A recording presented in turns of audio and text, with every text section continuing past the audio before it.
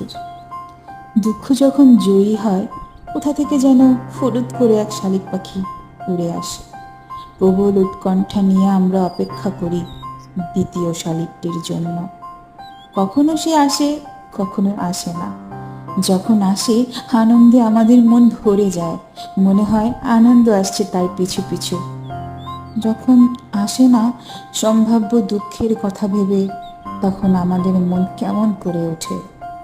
কিন্তু আজ ঘটল অন্যরকম এক ঘটনা। হোটেলের নির্জন কক্ষে বসে আছি একা, মন ভালো নেই। ভেবে চলেছি নিহাতেই না ভেবে বসে থাকা সম্ভব নয় বলে। এমন সময় কোথা থেকে যেন উড়ে এলো এক ছোট্ট শালিক পাখি।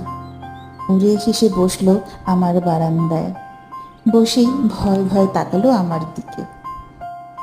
আমার অভয় পেয়ে তার চমৎকার দুটো হলুদ পায়ের উপর ভর রেখে সে বসলো।